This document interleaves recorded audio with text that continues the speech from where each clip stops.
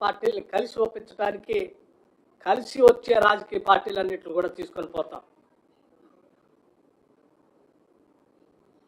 అంతిమంగా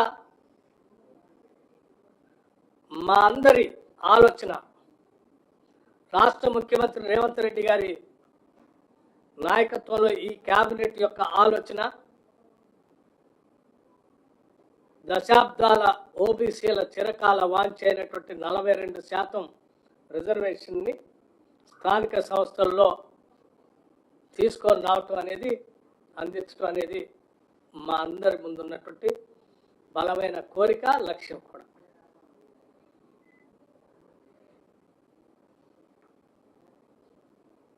ఈ చేసే ప్రక్రియలో ఇప్పటివరకు మాతో సహకరించినటువంటి వాళ్ళ ధన్యవాదాలు చెప్తూనే ఓబీసీల లక్ష్య సాధనలో ఈ ప్రభుత్వం చేస్తున్నటువంటి ప్రయత్నాన్ని, అడుగుల్ని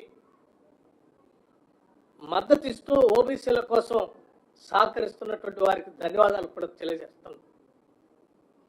అట్లాగే ఓబీసీల లక్ష్యాల్ని, వాళ్ళ కోరికని నీరుగార్చడం కోసం రాజకీయ పరంగా కుట్రపూరితంగా ఎవరైనా వాళ్ళకి మేలు జరగకూడదనేటువంటి ఆలోచన చేసేటువంటి వాళ్ళకు కూడా మేము స్పష్టంగా చెప్తా ఉన్నాం. సమాజంలో అనేక దశాబ్దాలుగా వెనుకబడి ఉన్నటువంటి ఈ వర్గాల అభ్యున్నతి కోసం మీ రాజకీయ ప్రయోజనాలు కూడా పక్కన పెట్టి మేము చేసే ఈ ఉన్నతమైనటువంటి కార్యక్రమానికి మద్దతు పలకవలసిందిగా విజ్ఞప్తి చేస్తా ఉన్నాం. దీంట్లో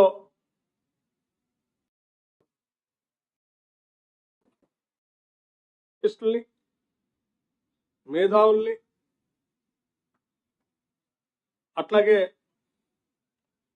ఈ వర్గాల ప్రయోజనాలు కాక్షించేటువంటి ప్రగతిశీల భావాలు కలిగినటువంటి వాళ్ళందరినీ కూడా కలిసి రావాల్సిందిగా, దీనికి మద్దతు కూడగట్టడానికి మేము ఈ సహాయ సహకారాలు అందించవలసిందిగా విజ్ఞప్తి చేస్తా ఉన్నాం.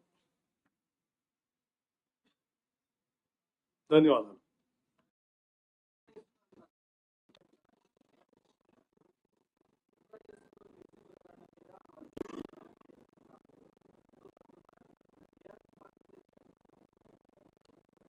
కులగణన చేసేటప్పుడు ప్రక్రియ మొదలుపెట్టినప్పుడు దీని యొక్క ఉద్దేశాలు, లక్ష్యాలు,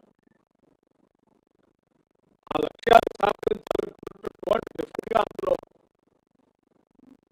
సహకరించేవాళ్ళు వాళ్ళ ఇన్ఫర్మేషన్ ఇచ్చేవాళ్ళు. ఇవ్వకుండా చేసిన తర్వాత ఇంకా ఇవ్వనటువంటి వాళ్ళే దీనిపైన మాట్లాడుతూ ఉంటే నిజంగా నవ్వొస్తాం. ఇప్పటికైనా సరే మీరు తప్పు తెలుసుకొని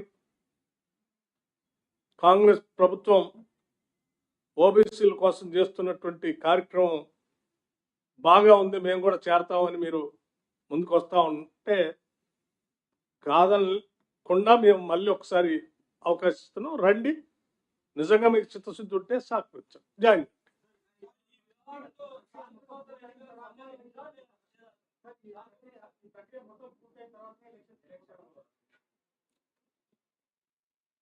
రాష్ట్రంలో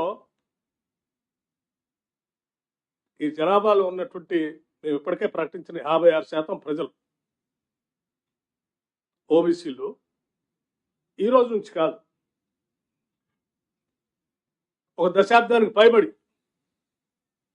మాకు జరిగేటువంటి ఎన్నికల్లో కానీ ఉద్యోగ అవకాశాల్లో కానీ మా జనాభా దామాషా ప్రకారం మాకు అవకాశాలు ఉండాలి, దానికి చట్టబద్ధత కల్పించి ప్రక్రియను మీరు చేపట్టి దానికి అవకాశాలు కల్పించండి అన్నప్పుడు జనాభాలో 56% పైబడి ఉన్నటువంటి ప్రజల కోరికే బలమైనది. వాళ్ళకి న్యాయం చేయటమే మన ముందు ఉన్నటువంటి లక్ష్యం. దానికి చట్టబద్ధత కల్పించడం కోసం మేము చేయాల్సిన ప్రయత్నాలన్నీ చేస్తాం. తప్పనిసరిగా విజయం సాధిస్తామనే నమ్మకం కూడా మాకుంది.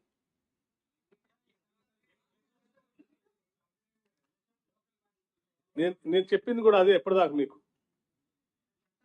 ఈ జనాభాలో 56% పైబడి ఉన్నటువంటి ప్రజల కోరిక మనం తీర్చటం. వాళ్ళు పదే పదే చెప్తా ఉన్నారు కూడా మా రిజర్వేషన్ ముందు అని.